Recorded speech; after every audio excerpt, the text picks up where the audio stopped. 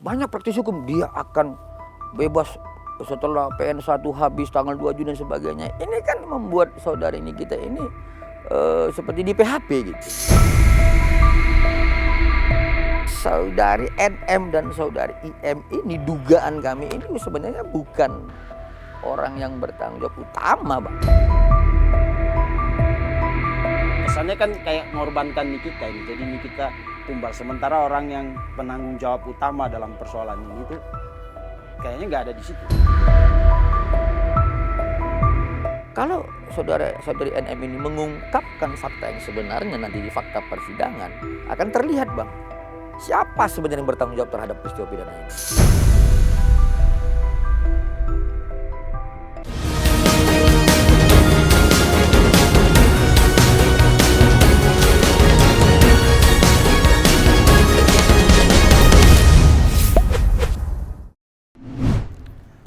Oke, selamat malam pemirsa cumi-cumi.com dimanapun berada.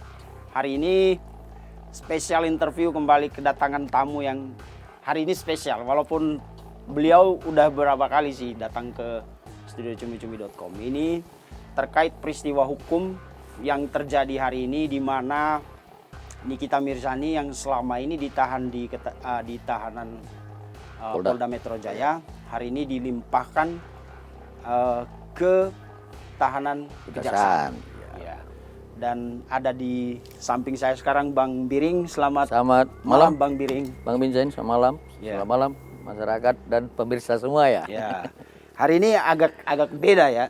Kenapa, ekspresinya. Kalau wawancara terakhir kita itu seru, tapi saya lihat auranya Bang Biring itu agak tegang gitu. Agak tegang gitu. Hari ini lepas. Tadi sempat sarapan di Kejati katanya. Ini ngeri kali, dari Medan ya datang sarapan ke Kejati. Iya, sengaja. Gimana ceritanya, Bang?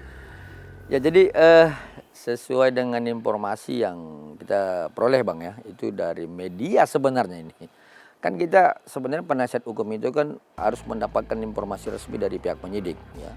Baik itu tentang perkembangan penyidikan, kemudian penetapan tersangka, lalu kemudian itu dilimpahin, lalu sampai dengan tahap 1 dan tahap kedua. Seharusnya seperti itu. Tetapi ini kita nggak peroleh. Nah, lalu kita setelah ketahui bahwa beberapa waktu yang lalu Kasih Penkum DKI Jakarta menyampaikan ini sudah P21 dan penetapannya di tanggal 28 Mei. Dan kemudian kemarin nih, Bang, ya, kalau nggak salah Kabid Humas Polda Metro Jaya press release juga menyampaikan bahwa hari ini akan dilaksanakan tahap kedua, begitu. Nah, jadi dengan tidak adanya informasi yang resmi kepada kami dan klien kami, sehingga kemudian kami ingin memastikan apakah rilis yang dilaksanakan oleh pihak Kejati dan Polda Metro Jaya itu benar terhadap tahap 1 dan tahap kedua gitu. Karena hal ini penting bagi kami. Artinya adalah bahwa kalau kemudian setelah dilaksanakan tahap kedua, itu berarti akan masuk ke dalam kewenangan kejaksaan. Prinsipnya adalah dalam tahanan kejaksaan, si inisial NM dan inisial IM, seperti itu. Dan kami berharap begini, Bang. Banyak orang kan begini, ini kita akan bebas, ini kan begini dan sebagainya. Itu kemarin sebelum P21. Dan ini sudah dipatahkan oleh pihak kejaksaan. Nah, yang kedua, setelah itu tahapan 1 P21-nya sudah ditetapkan dan diinformasikan, lalu ada spekulasi banyak lagi dari beberapa praktisi hukum dan para netizen juga ya, menyampaikan bahwa dia akan begini dan akan begini. Saya pikir begini, nggak perlu terlampau banyak memberikan harapan kepada tersangka NM dan IM. Karena begini, ketika kita berpendapat memberikan harapan yang baik-baik, lalu kemudian harapan yang kita sampaikan melalui media itu tidak terjadi, ini kan saudara NM kan shock. Ini banyak praktisi hukum dia akan bebas setelah PN1 habis tanggal 2 Juni dan sebagainya. Ini kan menurut saya ya, ini membuat saudari ini kita ini seperti di PHP gitu. Nah, maksud saya dengan tahap 2 sekarang ini, ayo kita dorong agar segera ini dipersidangkan, karena masa tahanan kejaksaan itu kan 20 hari plus 30 hari. Ya kenapa kita dorong ini segera dipersidangkan? Mengingat bahwa agar saudara ini kita ini bisa menggunakan haknya untuk membela dirinya gitu loh. Jadi jangan ada spekulasi-spekulasi gini. Sepertinya membela saudara ini kita, memberikan harapan, mau begini. Kalau menurut saya itu kan penjebakan itu. Menurut saya begitu. Memberi harapan ternyata tidak ada seperti itu. Kalau kami jujur mendorong ini cepat. Kenapa? Karena agar kemudian saudara NM ini bisa menggunakan haknya untuk membela dirinya di pengadilan. Kalau memang itu benar, dia bisa membuktikan tidak bersalah. Nah seperti itu Bang Bin, Dan hari ini. memang kelihatan hari-hari menjelang Nikita Mirzani di berkasnya P21 itu ada semacam gejolak ya Bang. Perlawanan juga, termasuk salah satunya gugatan perdata yang 100 miliar itu. Ya. Kalau kita melihat itu kan kayak bentuk perlawanan terakhir sebelum masuk ke tahap berikutnya. Ya. Kalau Abang sendiri apa yang Abang rasakan? Kan dari awal kita selalu menempatkan Abang itu sebagai orang yang paling tahu. Ya, di luar kalau praktisi hukum, kecuali lawyernya Nick Mir ya. Ya. Walaupun memang beliau emang karakternya nggak banyak ngomong. Ya, tapi kita dari awal kita wawancara bulan berapa itu? Mulai Wawancara Februari. pertama kita selalu menempatkan Abang sebagai orang yang paling berhak atau paling tahu sebenarnya karena ngikutin proses di dalamnya. Maka ketika di luar ada banyak spekulasi, banyak opini, asumsi, pendapat dan lain-lain, kita selalu mendengarkan Abang karena kasus ini penting. Siap. Buat kita ini penting, pelajaran buat banyak orang sebenarnya kasus ini. Maka ketika Bang Biring ada di sini, ketika Bang Biring ada di sini kita selalu berusaha untuk ayo datang karena kita mau sharing. Nah, di hari-hari terakhir itu di luaran sana Iya. banyak spekulasi dan lain-lain. Iya. Dan kita menangkap itu sebagai yang pertama mungkin bentuk empati. Siap. Yang kedua itu bentuk perlawanan. Betul. Nah, Abang sendiri yang tahu lah. Kira kalau di dalam prosesnya itu gimana hari-hari menjelang Satu ya. lengkap berkas itu jadi P21 itu apa yang terjadi Bang? Oke. Jadi pertama Bang ya, ini saya harus akui Bang ya. Ini cumi-cumi ini kurang ajar banget ngungkap faktanya gitu. Paling ngeri ya. Artinya apa? Kurang ajar itu bukan negatif Bang ya. Maksud saya ini kejarannya luar biasa ke kita gitu. Ini benar, Cumi ini benar melakukan investigasi pengungkapan fakta terhadap saya sebagai kuasa hukum, penasihat hukum dari pelapor. Dan memang satu lagi mungkin yang harus kita lakukan investigasi ada terhadap Bang Fahmi sebagai penasihat hukum si tersangka. Karena kami berdua yang mempunyai fakta-fakta hukum dan dokumen-dokumen yang dimiliki oleh pelapor dan si tersangka. Kalau yang lain ya Aksesoris lah, Bang. Gimana Bang? Aksesoris Apa dan sebagainya seperti itu. Itu yang pertama. Ya Cumi keren. Nah yang kedua, saya mau katakan begini Bang. Gonjang-ganjing sebelum penetapan P21 itu saya hanya melihat gitu. Ini kan ajang-ajangan pansos gitu. Ya mohon maaf lah kepada rekan-rekan sejawat saya ya gitu. Pada prinsipnya kan jelas disebutkan dalam Undang-Undang 18 tahun 2003 di pasal 14 dan 15 bahwa advokat yang menangani perkara bebas berpendapat. Kenapa? Tafsirnya adalah begini. Karena kami kan menguasai peristiwa. Ya, saya dan Bang Fahmi itu menguasai peristiwa, menguasai dokumen, sehingga kami bisa berpendapat dengan bertanggung jawab. Itu satu. Nah kalau kemudian abang bicara spekulasi, saya yakin ini spekulasi. Nah, jadi ya harapan saya begini kepada masyarakat dan netizen dan rekan-rekan sejawat, nggak usahlah memberikan harapan yang terlampau muluk ya terhadap NM dan terhadap IM, sehingga kemudian harapan-harapan yang disampaikan di media sosial itu dapat dibantahkan oleh APH gitu Bang. Nah, kalau kami ya jujur saya katakan begitu. Saudari NM dan saudari IM ini dugaan kami ini sebenarnya bukan orang yang bertanggung jawab utama Bang. Nah, ini kan fakta baru yang saya katakan hari ini. Ya? Ini bukan orang bertanggung jawab utama. Ya kalau misalkan ini sarannya ini mudah-mudahan apa yang saya sampaikan ini ya benar nanti dan akan terungkap dalam fakta persidangan Bang ya. kalau saudari NM ini tidak terlampau pasang badan ya, saya rasa ini tidak akan terlampau membuat dia berat seperti itu. Nah, karena hal ini sudah kami keep, dokumen-dokumennya sudah kami miliki, komunikasi dengan klien kami sudah kami secara rutin, dan kesimpulan kami itu kan pasti ada terhadap itu.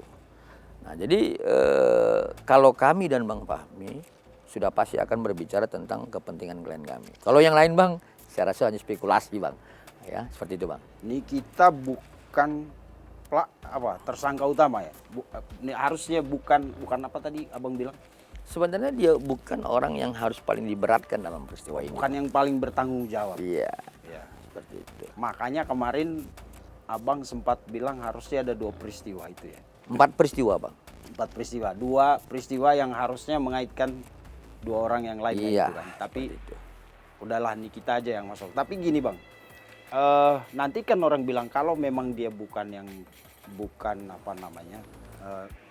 orang yang paling bertanggung jawab, kenapa dia yang harus kesannya kan kayak ngorbankan Nikita ini. Jadi Nikita tumbal, sementara orang yang harusnya jadi penanggung jawab utama dalam persoalan ini tuh kayaknya nggak ada di situ. Nah, jadi begini Bang. Kalau difahami ya teman-teman rekan sejawat kami ya, difahami apa yang saya sampaikan jauh-jauh sebelumnya. Pada prinsipnya ini kan saya mengungkapkan peristiwa yang sebenarnya. Ya, betul. Yang mengarah kepada bukan hanya 2 orang gitu. Peristiwa hukumnya terjadi dimulai tanggal 27 Oktober. Kemudian berlanjut tanggal 13 November. Kemudian 14 November. Kemudian 27 November. Nah, sekarang yang dalam berproses hukum ini kan tanggal 13 dan 14 November. Saya kasih analogi begini Bang. Kemarin juga dengan Mbak Ira saya kasih analogi gitu. Seandainya ada pelaku yang dugaan pelaku tindak pidana curi ayam gitu. Ya, ada 4 orang. Nah, yang 1 orang menyuruh 2 orang untuk mencuri ayam hari Senin. Kemudian hari Selasa 1 orang lagi disuruh oleh 1 orang ini. Kemudian terjadi proses hukumnya adalah hanya terhadap hari Senin kepada 2 orang ini. Analoginya seperti itu. Kalau kita mau jujur, secara utuhlah seharusnya penyidik itu melakukan pendalaman terhadap penyidikan. Peristiwa tanggal 27 Oktober, 13 November, 14 November, dan 27 November. Nanti Bang di persidangan, jaksa penuntut umum akan ungkap semua itu.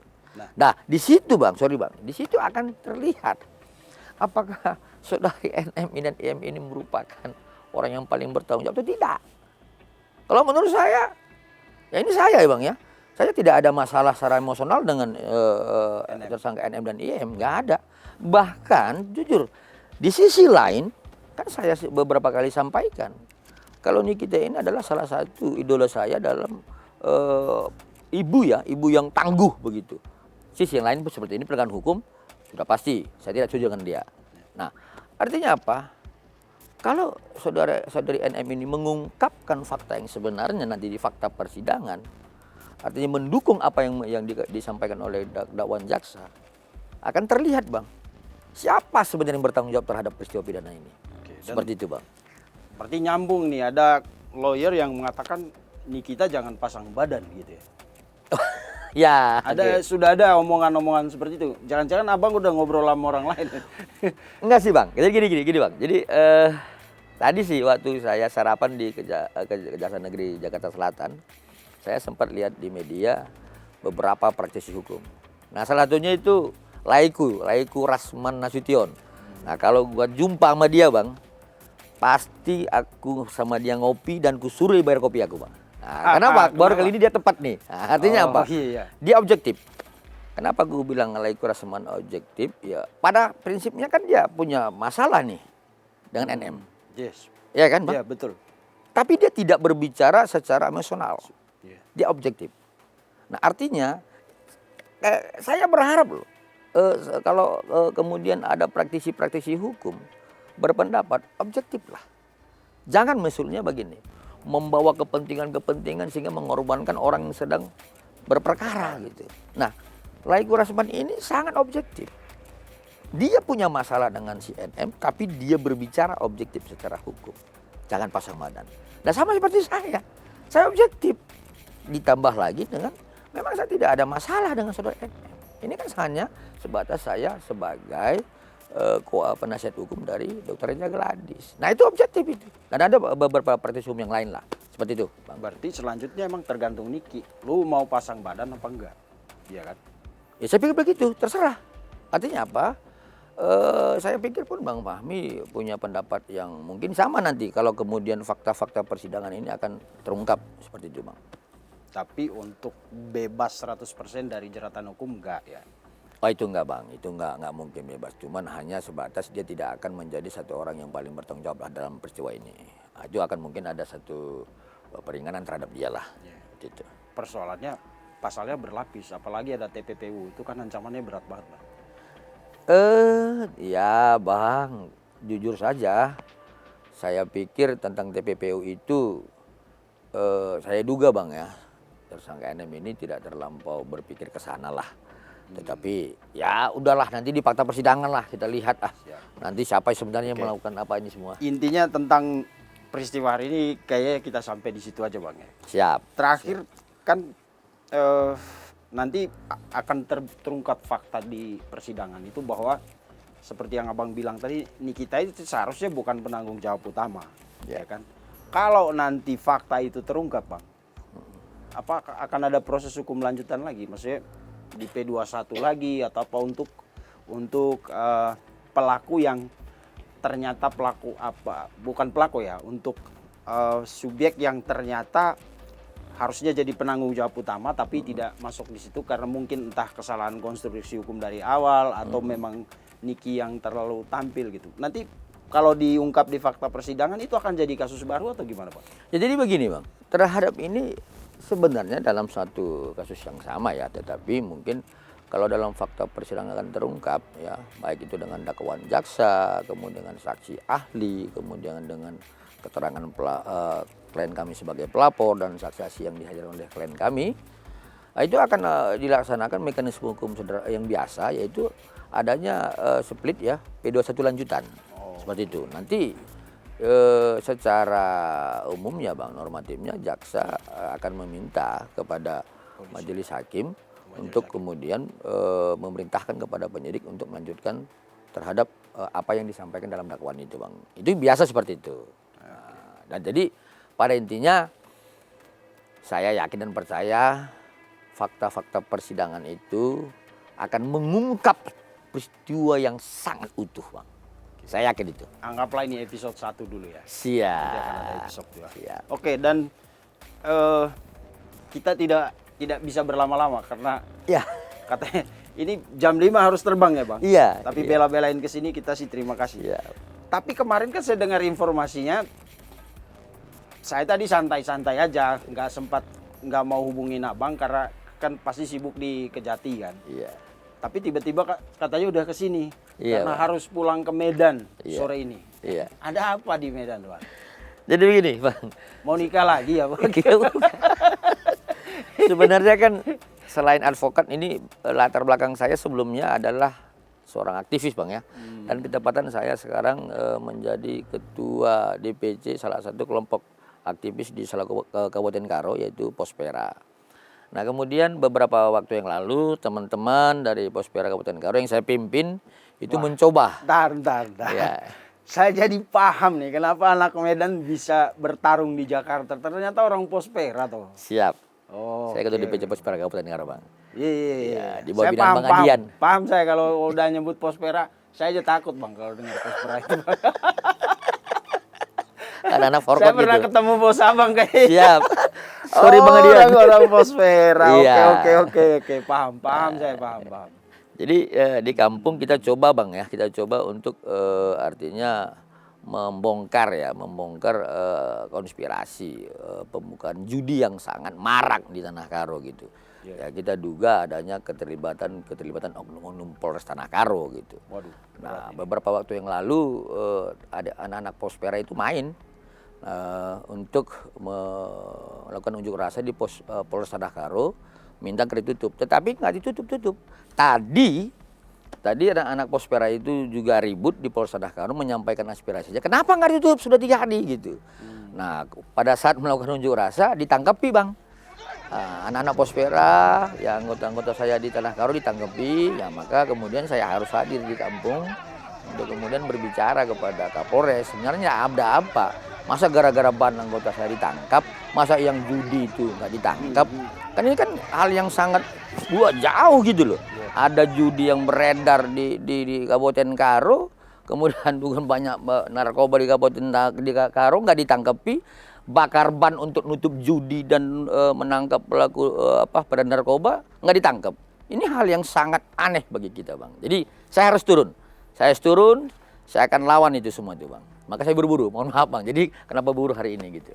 Vokal sekali ya, Bang, soal judi. Kita sih saya pernah ngurus program yang source-nya dari sosmed selama ini. Itu memang banyak postingan-postingan tentang judi di Tanah Karo gitu. Sampai ada ibu-ibu yang datang gerbek tempat judi. Gerbek tempat judi. Ikan-ikan gitu. Ya. Berarti Abang termasuk ini ya. Bersama Pospera itu termasuk orang yang getol untuk pemberantasan perjudian di sana. Iya, kita begini, Bang. Efek dari perjudian itu kan sebenarnya gini.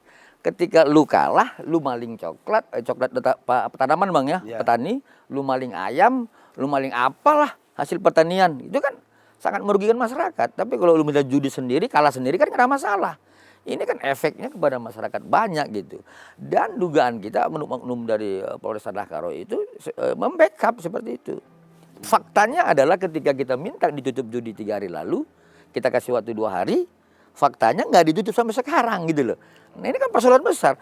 Justru anggota saya yang ditangkap, bukan bandar-bandar judi itu yang ditangkap. Ini kan luar biasa, kita menyampaikan sebuah adanya tindak pidana perjudian dan narkoba, kok anggota saya ini ditangkap gara-gara bakar ban. Emang sebahaya apa bakar ban, Bang, dibanding perjudian? Seperti itu, Bang. Ada apa kalau begitu? Iya, ya gitu. Jadi artinya gini, Bang, representatif sifat saya yang di daerah itu akan saya bawa di Jakarta ini begitu. Artinya apa? Penyalahgunaan kewenangan oleh APH. Saya akan lawan di sini. Jadi jangan heran juga, Bang, kalau ketika saya dikatakan pengacara ngotot, memang ngotot kok begitu, Bang. Anak Pospera ya. Ya. Tahu lah bosnya siapa. Nah, tapi saya dengar katanya ini buru-buru pulang karena dipanggil polisi. Ada kasus lama yang ramai di sosmed ya, Bang. Bener. Saya lihat, wah ini jangan-jangan gitu. Iya. Iya kan? Tadi saya dilihatin videonya soal aksi protes teman-teman Abang, tim Abang di sana yang ditangkapin. Nanti kita tayangin di cumi-cumi.com. Video-video itu ya, video aksi itu. Tapi ada satu lagi yang katanya yang menarik Abang harus pulang hari ini ke Medan itu. Iya. Itu kemarin rame di sosmed, pengacara Reza Gladys dilaporkan oleh mantan kliennya. Iya. Ada apa ini, Bang? Ya, oke. Jadi begini, Bang. Kejadian ini kan setelah kita membuat surat beberapa pendesakan ke Mabes Polri ya tentang gelar perkara khusus. Nah, tiba-tiba besok lusanya saya lupa itu ya, tanggal berapa ada diinformasikan ya, kita dilaporkan oleh mantan klien kita. Bagi saya sih anehnya begini, mantan klien kita ini kan melaporkan kita menyampaikan kepada kita 2 tahun lalu tentang kasus dia. Dan pada prinsipnya klien kita ini tidak bisa membuktikan tentang 2 alat bukti yang kita mintakan, sehingga kasus dia itu di SP3 kan 2 tahun yang lalu. Nah ini kan hal yang normatif secara pendampingan dalam dunia advokat gitu, Bang. Dan yang itu pertama. Yang kedua, saya tidak dalam kuasa sebenarnya. Bukan saya dalam kuasa gitu. Nah, dan yang ketiga yang anehnya bahwa itu kasus sudah SP3 dan saya tidak dalam kuasa. Kalau saya digeret-geret, dilaporin gitu. Gimana, Bang? Abang tidak dalam kuasa, bukan Abang lawyernya waktu itu atau gimana? Itu tim kita, kemudian dan memakai nama kantor hukum kita. Saat itu sih awalnya calon klien kita ini kan bercerita melalui beberapa teman bahwa lawan dia untuk berkasus ini adalah pemerintahan Kabupaten Karo. Sehingga kemudian saya hadir sebagai ketua DPC Pospera. Oke. Ternyata kita lihat analisa, nah itu bukan melawan pemerintahan tetapi personal kan personal. Maka kita serahin kepada tim kita saat itu. Nah, jadi dua fakta ini kan ya kita melihat ini kok seperti ada dugaan kriminalisasi ya gitu. Betul. Nah, lalu kita desak itu penyidik untuk segera memeriksa kita. Sampai sekarang kan ada juga Bang, ada yang ngelaporin kita pingin diperiksa kok diperlambat gitu. Nah, kita pun sudah laporin juga dengan pasal 7A Bang. Karena Pencemaran nama baik. iya, artinya memposting foto saya di situ mengatakan bahwa saya terlibat dalam hal ini. Itu dia sudah terlaporin. Tapi terhadap laporan yang si Marga Pasaribu ini yang di Tanah Karo Bang ya. Berat nih saya. Kenapa? Iya. Ya memang pelapornya Marga Pasaribu Bang. Iya, oh gitu. Marga Pasaribu, iya. Jadi si Pasaribu ini sudah buat LP, kita pingin diperiksa gitu. Bingungnya nggak diperiksa. Tapi saya agak ini tadi tersentil dengan nama itu ya Bang. Kenapa Bang? Kenapa tersentil Bang? Jadi ada pasar ibunya itu Bang. Oh ya memang Pasaribu makin laporin kita kan, kita nggak tahu apa dendam si Pasaribu kepada kita kan, nggak tahu gitu ya. Yang pasti LP-nya itu Pasaribu yang memposting juga dia, ya dia laporin kita, ya kita laporin dia, itu aja sih Bang. Bang, ini lu kan instingnya kuat ya. Jadi kalau ada aktivis, gue yakin tuh punya insting yang kuat. Kalau ada pergerakan tuh tahu mereka ini. Ini pasti dari sini, pasti dari sini. Kalau ditarik-tarik ada nggak Bang benang hijaunya? Bukan kolor hijau ya Bang. Benang hijaunya dari Jakarta Medan. Iya. Jadi begini Bang, kalau seperti itu kita belum berani mengungkapkan Bang. Yang pasti begini, sejak reformasi kan kita sudah melakukan banyak satu perbuatan-perbuatan dan kemudian kita udah berpengalaman lah ya, asam garam dan sebagainya. Pada intinya kalau orang itu melawan kekuasaan akan dibungkam. Itu jawabannya Bang. Dan kalau Abang mau melawan kekuasaan, mau mematahkan penyalahgunaan kewenangan, Abang akan dicari-cari kesalahan Abang. Abang akan dibungkam. Itu udah dari dulu biasa sih Bang, kita udah biasa seperti itu. Tapi itu juga yang terjadi ketika mengurus kasus Nikita Mirzani. Ada penguasa atau siapa yang coba dilawan Abang gitu? Saya belum bisa sampaikan ada benang merah atau coba-coba membungkam saya terhadap kasus NM. Yang pasti begini, yang pasti saya mencoba untuk mengungkap adanya penyalahgunaan wewenang ya oleh Dir Cyber Polda Metro Jaya terhadap tidak ditariknya 4 peristiwa hukum tadi Bang. Sampai juga dengan saya juga mendorong agar dilaksanakannya gelar perkara khusus. Kan itu kan upaya-upaya untuk mengungkap gitu. Nah, artinya apa? Adanya abuse of power yang sering saya sampaikan di situ. Nah, kalau Abang ngotot mengungkap ada penyalahgunaan wewenang, Abang pasti dibungkam. Itu biasa Bang. Dalam sebuah perjuangan itu pasti ada pengorbanan. Dan kalau kami punya satu prinsip, ya bukan berdarah-berdarah aja Bang. Kita harus mulai berkeringat, berdarah dan sampai bernanah seperti itu Bang. Namanya kita menegakkan sebuah konstitusi dalam kebenaran Bang. Seperti itu. Berarti isu-isu yang selama ini katanya Niki NM itu punya backingan, punya apa, walaupun sumir-sumir itu ada ya Bang? Saya sampai sekarang tidak mau percaya gitu Bang. Nggak mau percaya. Kenapa? Pada prinsipnya terhadap NM dan IM, saya sering katakan, saya apresiasi terhadap Dir Cyber Polda Metro Jaya. Terhadap itu ya, karena Dir Cyber Polda Metro Jaya juga melihat kita sudah bangun konstruksi hukumnya. Nah kalau itu pun dia lawan, nah ini bahaya. Tetapi terhadap yang lain ya dugaan kita kan sudah jelas Bang. Tetapi terhadap NM saya sudah buktikan dengan teman-teman bahwa yang namanya kebal hukum itu tidak ada. Seperti itu Bang. Jadi laporan Boru Pasar Ibu tadi itu. Bukan Boru Pasar Ibu, Marga Pasar Ibu, Bang. Marga Pasar Ibu itu nggak ada benang hijaunya ya. Mudah-mudahan nggak ada, Bang. Kita berdua nggak ada. Nih Bang Pijen ini. Kita berdua tidak ada, Bang. Kita berdua tidak ada. Nggak ada benang hijaunya. Nggak usah Iya. pakai benang merah lah. Bang. Iya, Nggak kita terlalu berdua biasa. tidak ada. Kita kan anti mainstream. Benang hijau, nggak ada benang hijaunya berarti ya. Kita berdua tidak ada, Bang ya. Mudah-mudahan nggak ada.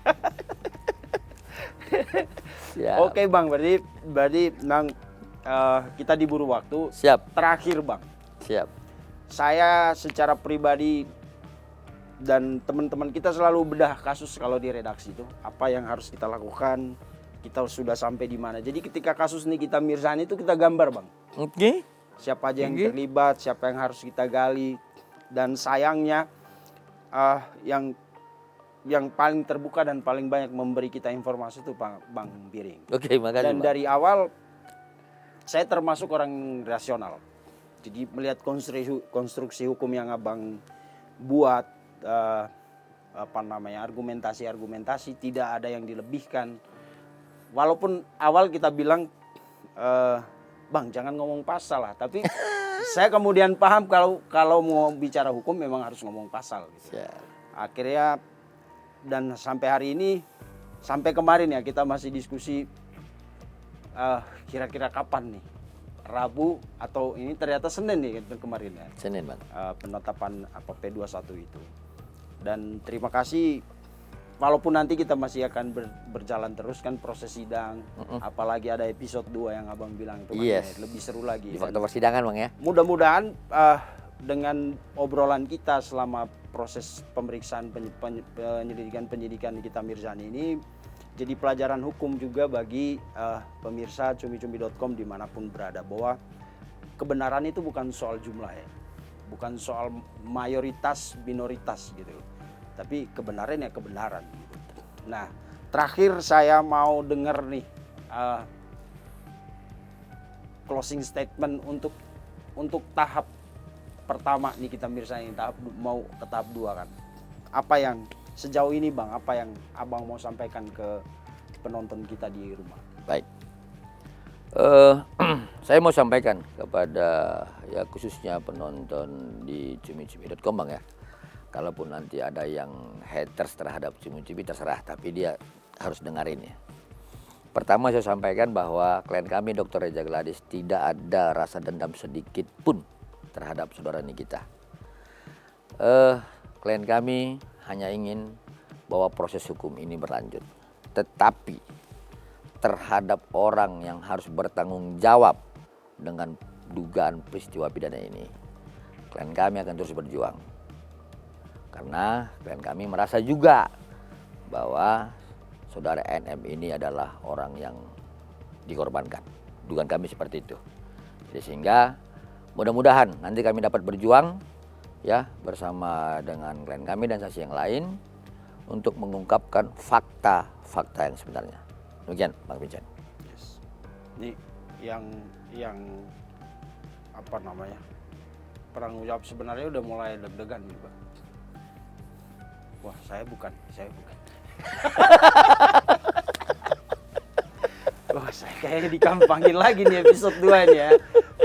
Oke Bang, terima kasih Bang Giring di tengah mepetnya waktu ya mau kembali. Salam buat teman-teman aktivis yang Pospera. sedang memperjuangkan banyak hal pasti di Tanah Karo. Siap. Semoga persoalan yang hari ini terjadi itu bisa segera selesai. Dan pemirsa, begitulah Bang Giring, lugas, tegas, tidak neko-neko ya, lurus, dan memang ternyata ya anak Pospera ini, anak Pospera. Kita tahu kalau sebut Pospera itu pemirsa cumi-cumi yang biasa membaca berita, tahulah kalau bicara Pospera. Bukan ngancam-ngancam siapa ya, tapi saya paham kalau udah bicara Pospera. Tapi intinya dari banyak episode kita bicara dengan Bang Biring di studio, saya semakin yakin dengan prinsip hukum bahwa tegakkan hukum walaupun langit runtuh. Ya.